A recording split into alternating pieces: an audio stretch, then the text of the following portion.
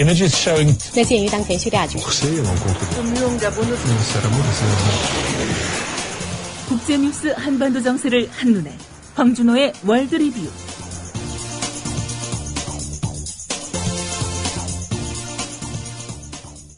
T3010에서 준비한 특별한 이벤트. 국민TV 제휴 휴대폰 쇼핑몰 T3010에서는 최신형 스마트폰 갤럭시 노트 3, G2, 아이폰 구입 시 소비자께서 원하시면 최대 4구자까지 출자해드리고 휴대용 와이파이 사은품도 드립니다.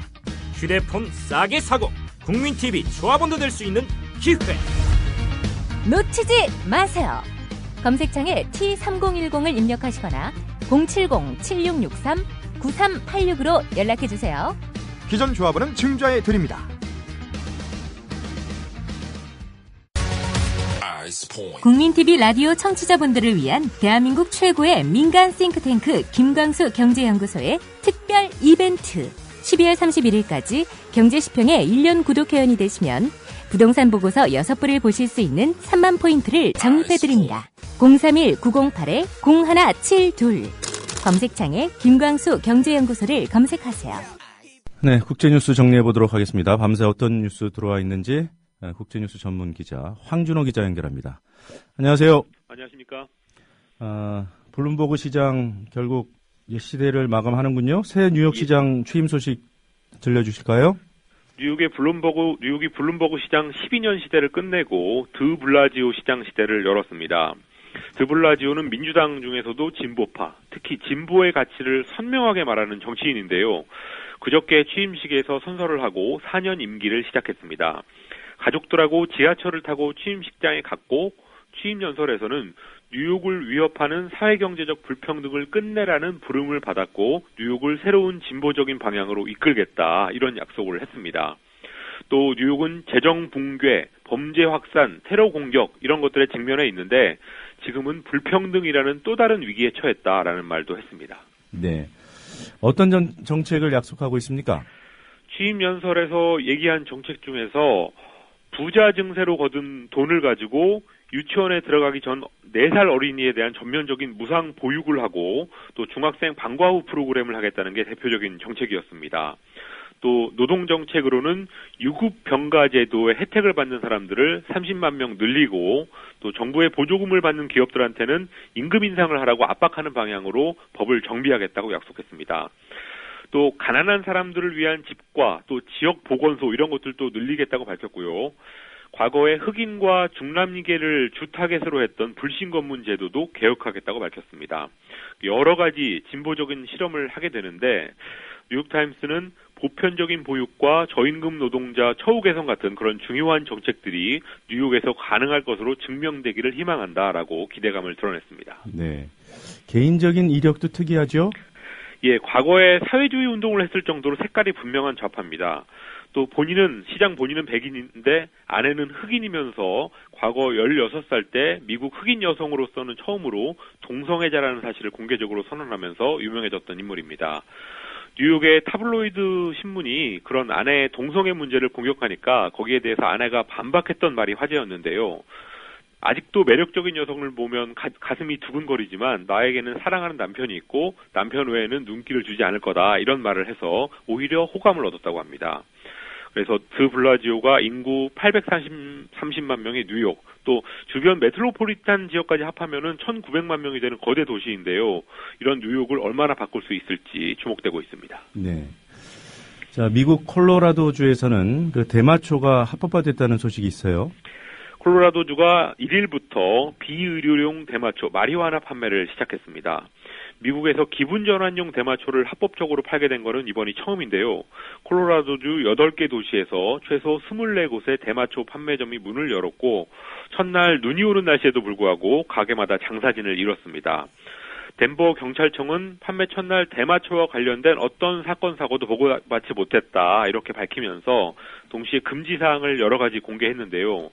공공장소에서는 대마초를 피울 수 없다. 또 환각 상태에서 운전을 할 수 없고 21살이 안 된 사람한테는 대마초를 주면 안 된다. 이런 내용이 있었습니다.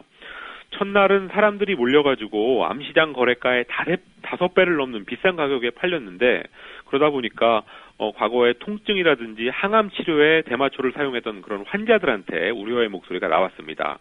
그렇지만 그렇게 비싼 가격이 앞으로도 계속될지 이것은 시간을 두고 봐야 된다고 합니다. 네. 만약 우리나라 국민이 콜로라도주에 여행 갔다가 대마초를 피우면 어떻게 되는 겁니까? 예, 미국에서 기분전환용 대마초가 합법화된 게 이번이 처음이라서 한국인 여행객들과 관련된 유의사항 이런 것들을 어제 사법당국이 설명을 했는데요.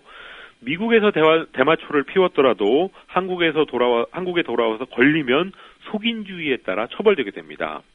우리나라는 대마초의 흡연, 섭취, 매매, 소지, 알선 이런 모든 행위를 마약법에 따라서 금지하고 있기 때문입니다.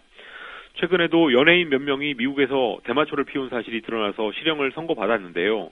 주미 한국대사관은 대마초를 피우면 소변 검사로는 1주에서 2주, 그리고 모발 검사로는 6개월까지도 적발이 가능하다라고 하면서 여행객들에 대한 주의사항을 고지했습니다. 미국에서 대마초를 이렇게 합법화하는 주정부가 늘어날 전망이라서 우리 당국도 법을 제대로 실행하려면 대책을 이런저렇게 정비해야 될 것 같습니다. 네. 미국뿐만 아니라 세계 곳곳에서 그 마리화나를 합법화하려는 움직임이 있지 않습니까? 예. 네, 뭐 특별한 이유가 있나요? 찬반 양론은 그대로고 또 합법화를 지지하는 새로운 실험이라든지 통계 이런 것들이 나오진 않았습니다. 그렇지만 2008년 금융위기 이후에 심해진 정부의 재정난이 원인으로 분석되고 있습니다. 거래를 양성화하면 세수가 늘고 또 단속을 위한 재정 지출 이런 것들은 줄일 수 있다는 건데요. 미국의 몇몇 주정부들이 그런 논리로 합법화 쪽으로 지금 가고 있습니다. 코피 아난 전 유엔 사무총장 같은 사람들은 양성화와 적절한 통제 이것을 주장하고 있는데요.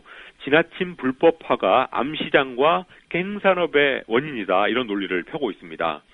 남미에서 마약과의 전쟁을 벌여왔던 미국이 이렇게 조금씩 변하면서 남미 국가들한테도 어느 정도 영향을 미칠 걸로 보이는데 우루과이는 작년 말에 마리화나를 국가적으로 합법화하는 첫 번째 나라가 됐고 또 브라질, 아르헨티나, 칠레 이런 나라에서도 움직임이 조금씩 있습니다. 네. 자, 중국이 말이에요. 일본의 핵무기 생산 능력 문제를 건드렸어요.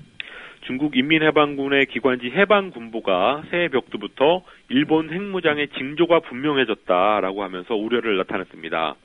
2013년 세계 핵무기 동향 분석이라는 제목의 기사에서 일본이 가지고 있는 6개의 사용 후 핵연료 재처리 시설은 매년 9톤의 무기급 플루토늄을 생산한다라고 하면서 핵무기 2천여 개를 만들 수 있는 양이고 생산 능력만 보면은 미국과 비슷한 수준이라고 설명했습니다.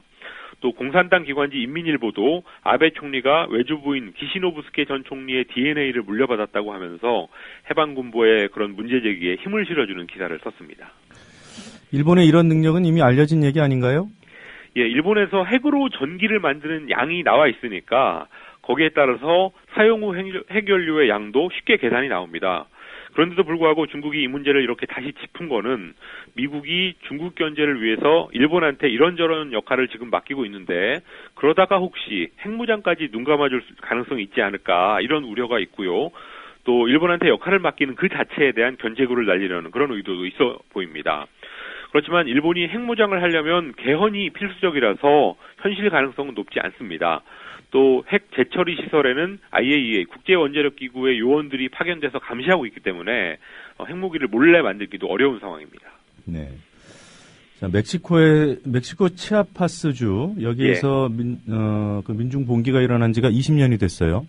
멕시코 남부 산간 지역 치아파스주를 거점으로 한 사파스타 민족해방군이 1994년 1월 1일자로 무장투쟁을 벌인 지 20주년을 맞으면서 세계에서 지지자 2,000명이 참석한 기념 행사가 열렸습니다. 네. 사파티스타는 당시 12일간의 무장투쟁을 벌였는데요.